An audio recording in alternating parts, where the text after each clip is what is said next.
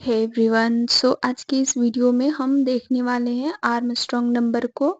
जैसा कि आप स्क्रीन पर देख पा रहे होंगे कि आर्मस्ट्रॉन्ग नंबर होता क्या है। तो यहाँ पर हमने अपना बेसिक सा कोड लिखना शुरू कर दिया। हमने यहाँ पर हेडर फाइल लिखा। पहले हमने हैश इंक्लूड स्टूडियो का यूज़ करा एंड देन हम कोनियो का यूज़ करेंगे। नेक्स्ट हम मेन का यूज़ करेंगे। मेन जैसा आप जानते होंगे कि मेन हमारे सी लैंग्वेज में एज अ एंट्री पॉइंट काम करती है, उसके बिना हम कोड को रन नहीं करा सकते। नेक्स्ट हमने एक n नाम का वेरिएबल ले लिया जिसका टाइप इंटीजर है एंड फिर हमने प्रिंट करा दिया enter the number and then हम स्कैनफ का यूज़ करेंगे यूज़र से वैल्यू इनपुट कराने के लिए। तो यहाँ पर हमने लिखा स्कैनफ परसेंटाइल डी हम क्यों यूज़ कर रहे हैं, क्योंकि हमारा जो वेरिएबल है इंटीजर टाइप है, तो उसके लिए हम परसेंटाइल डी का यूज़ करेंगे एंड एम परसेंट यूज़र से वैल्यू लेने के लिए हम यूज़ करते हैं। देन नेक्स्ट हम इसमें वाइल लूप का यूज़ करेंगे। वाइल में हमने अपना कंडीशन दे दिया n>0। नेक्स्ट अब हम अपना मेन लॉजिक लिखना शुरू कर रहे हैं। तो यहाँ पर हमने एक रिजल्ट नाम का वेरिएबल लिया और यहाँ पर रेड लाइन शो कर रहा है। इट मीन्स कि यहाँ कुछ एरर है। एरर ये है कि रिजल्ट को हमने डिक्लेयर नहीं करा है। तो यहाँ पर हमने रिजल्ट को डिक्लेयर कर दिया and result is equals to n mod 10 कर दिया। n mod 10 का मतलब है कि हमारा जो भी वैल्यू होगा उसका हम रिमाइंडर फाइंड करना चाहते हैं। एंड नेक्स्ट हमने एक सम नाम का वेरिएबल लिया। अगेन आप देखेंगे यहाँ पर रेड लाइन है। इट मीन्स कि यहाँ पर कुछ एरर है, वो ये कि हमने सम को डिक्लेयर नहीं करा है। सम इज इक्वल्स टू हमने रिजल्ट इंटू रिजल्ट प्लस सम कर दिया। यहाँ पर हम सम को डिक्लेयर करेंगे पहले तो एंड सम को हम 0 से इनिशियलाइज कर देंगे।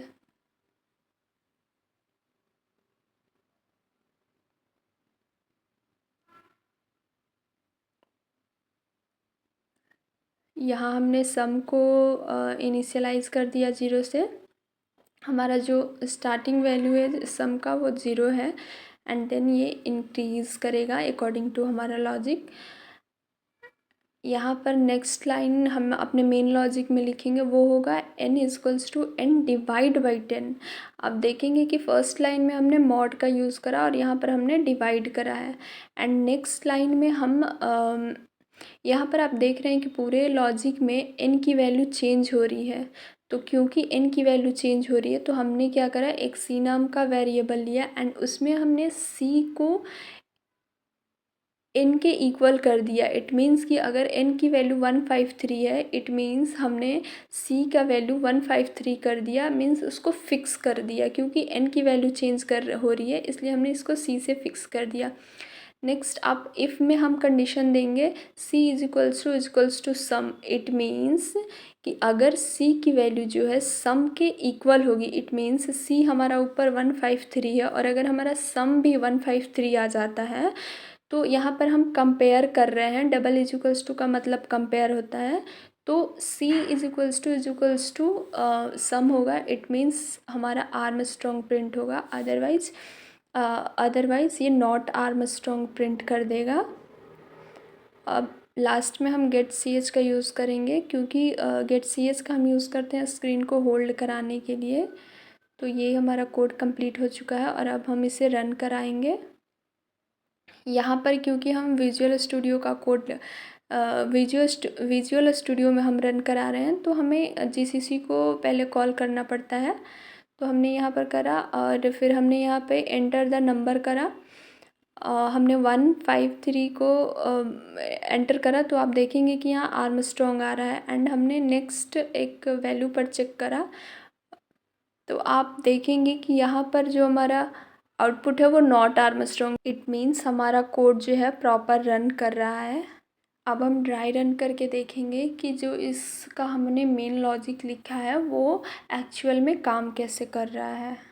बेसिक सा जो हमारी रिक्वायरमेंट थी, जो हमने कोड में लिखा था, वही हमने लिख लिया है। And result sum is equals to 0, c, ये सारे हमारे वेरिएबल्स हो गए। और ये c is equals to n हमारा जो वैल्यू है जिसको हम चेक कर रहे हैं वो है, एंड इसको हमने सी से फिक्स कर दिया है। सी एक वेरिएबल है जिसको हमने यहाँ पर डिक्लेयर करा है। ओके, नेक्स्ट हमने वाइल लूप चलाया, एंड वाइल लूप में हमने यहाँ पे एन इज़ ग्रेटर देन 0 लिया है। अगर एन ग्रेटर है 0 से, देन हमारा ये जो हमने मेन लॉजिक लिखा है ये काम करेगा। एंड देन फिर हम इस लाइन पे आएंगे। तो चलो देखते हैं। तो लेट्स सपोज कि हमने यहाँ पर एन इज इक्वल्स टू, जैसा कि हमने रन कराया, हमने देखा 153, एक हमने डिजिट ले लिया, ठीक है, हमारा एन ये है। इसको हमने सी से कंपेयर करा हुआ है, तो सी इज इक्वल्स टू यहाँ पर क्या हो जाएगा कि यहाँ पर हो जाएगा सी इज इक्वल्स टू 153 हमने फिक्स कर दिया, ठीक है, यहाँ पर हमने एक फिक्स कर दिया। नेक्स्ट 153 ग्रेटर देन 0, ट्रू है, तो ये इस वाइल लूप में आएगा। एंड रिजल्ट में 153 को अगर हम इसका मॉड निकालते हैं तो क्या आएगा, हम यहाँ पे करते हैं 153 का हम मॉड निकालते हैं, 10 से डिवाइड करेंगे तो क्या आएगा 10, 5, 3, 5, 3। तो हम मॉड का यूज़ करते हैं, इट मीन्स हम रिमाइंडर को चाहते हैं, ठीक है। तो हमारा यहाँ पर रिजल्ट इज इक्वल्स टू 3 हो गया, ठीक है, रिजल्ट्स में हमारा 3 स्टोर हो गया। अब हम इस लाइन को देखेंगे, तो इस लाइन में क्या है कि sum is equals to result into result into result. तो यहाँ पे रिजल्ट हमारा क्या है 3 है, तो हम 3 इंटू 3 कर देंगे, 3 इंटू 3 करेंगे और प्लस सम कर देंगे। तो सम हमारा इनिशियल कितना है 0 है, तो ये कितना हो जाएगा 27। अब नेक्स्ट लाइन में क्या कह रहे हैं कि हम n को डिवाइड करेंगे, क्योंकि हमने डिवाइड का साइन दिया है, तो डिवाइड करेंगे तो क्या आएगा, तो यहाँ पे हमने देखा था कि n को डिवाइड करने पर कितना आएगा 15 आएगा। तो हमारा यहाँ पर 1 की वैल्यू 15 हो गया, ठीक है। अभी इसको चेक करेंगे, यहाँ पे चेक करेंगे तो 15 is greater than true, condition is greater than 0, condition true. अब हम इसमें एंटर करेंगे, यहाँ पे एंटर करेंगे तो अभी हमारा जो n है वो 15 है। 15 को 15 का मॉड निकालते हैं तो क्या आएगा, तो यहाँ पर हम देखते हैं कि 10 से 15 को करते हैं तो क्या आएगा 1 टाइम 10 क्या आया 5, मॉड कितना आ रहा है 5 आ रहा है हमारा, रिमाइंडर कितना आया यहाँ पर 5 आ गया, ठीक है। अभी हम इस वैल्यू को हटा देंगे क्योंकि ये हमारा इसका हमने काम कर लिया है और ये हमारा नया वैल्यू शुरू हो रहा है, ठीक है। तो अभी हम यहाँ पर रिजल्ट हमारा कितना है 5 है। अब हम यहाँ पर 5 इंटू 5 प्लस सम करेंगे, सम, तो हमारा सम कितना आया है 27, यहाँ 3 टाइम हम 5 कर देंगे, सम कितना है 27। तो यहाँ पर हम क्या कर देंगे प्लस 27, ये कितना हो जाएगा ये 125। यहाँ हम देखेंगे कि ये 125 आएगा प्लस 27 इज इक्वल्स टू कितना हो जाएगा 152 हो जाएगा, ठीक है। तो अब जो हमारा नया सम है वो 152 है, पहले हमारा 27 था और अभी हमारा 152 है, ठीक है। अब हम इसको चेक करेंगे तो n अभी हमारा कितना है 15 है। अब अगर 15 को हम 10 से डिवाइड करते हैं तो हमारा जो आउटकम्स है वो 1 आएगा यहाँ पे, ठीक है। हमने मॉड के केस में देखा था कि हम रिमाइंडर का यूज़ कर रहे थे, बट क्योंकि यहाँ डिवाइड है तो हमारा आउटकम्स 1 हो जाएगा, तो यहाँ पर क्या आ जाएगा 1 आ जाएगा, ठीक है, नया n 1 है, ठीक है, नया n 1 है हमारा। अभी हम कंडीशन को चेक करेंगे, इसको हम कट करते हैं तो 1 इज ग्रेटर देन 0, ट्रू। ठीक है, तो अब फिर हम यहाँ पर आएंगे, यहाँ पर हम चेक करेंगे 1 मॉड 10 करेंगे हम, 1 मॉड 10 करेंगे तो क्या होगा। ओके, अब देखते हैं, यहाँ पर हम 10 और 1 से डिवाइड करते हैं तो क्या आएगा। यहाँ तो पहले 0 पॉइंट आ जाएगा, ठीक है, एंड फिर यहाँ 1 आ जाएगा, यही आएगा। तो क्योंकि हमने पहले स्टार्टिंग में ही बता दिया है कि हमारा n जो है इंटीजर टाइप है, ठीक है, तो ये फ्लोट वैल्यू नहीं लेगा। ठीक है, जब फ्लोट वैल्यू नहीं लेगा तो ये बचता है 0। हम 0 को यहाँ लिखेंगे तो हमारा रिमाइंडर क्या हो जाएगा, 1 हो जाएगा। ठीक है, तो हम यहाँ पर हमारा यहाँ पर रिजल्ट जो है 1 हो जाएगा। ये हमारा रिजल्ट, नया रिजल्ट हमारा 1 हो गया। ठीक है, अभी हम यहाँ पर सम देखते हैं तो हमारा नया रिजल्ट जो है, रिजल्ट की वैल्यू क्या है, 1 है। ठीक है, तो सम में हम करेंगे यहाँ पर, क्योंकि स्पेस कम है तो मैं ऐसे कर देती हूँ। यहाँ पर हमारा नया सम जो है क्या हो जाएगा, 1 इंटू 1 इंटू 1 प्लस 152, राइट। 152 क्या है, हमारा सम है, सम है, यस। तो ये हमारा रिजल्ट 3 टाइम्स प्लस सम, तो हमारा पहले का सम क्या है, 152 है, 1 and plus 152 is equals to 153। ठीक है, अभी हमारा ये आया रिजल्ट। ठीक है, हमारा फाइनल अभी ये आया 153।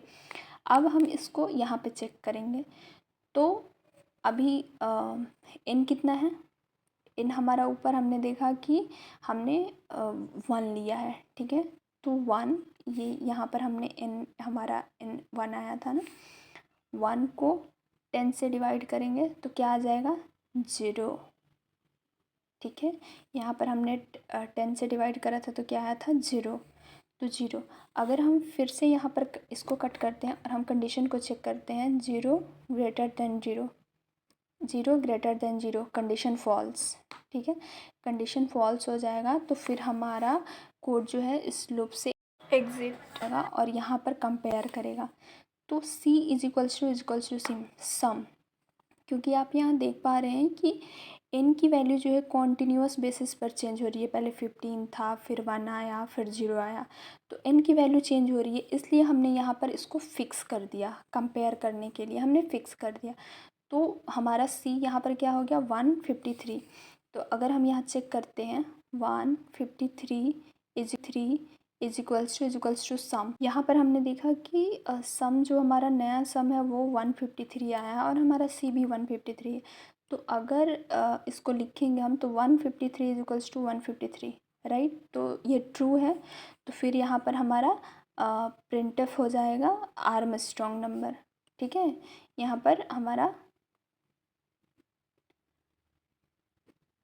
आर्मस्ट्रॉन्ग प्रिंट हो जाएगा। और अगर ये कंडीशन फुलफिल नहीं होता है तो नेक्स्ट लाइन में हमारा नॉट आर्मस्ट्रॉन्ग प्रिंट हो जाएगा।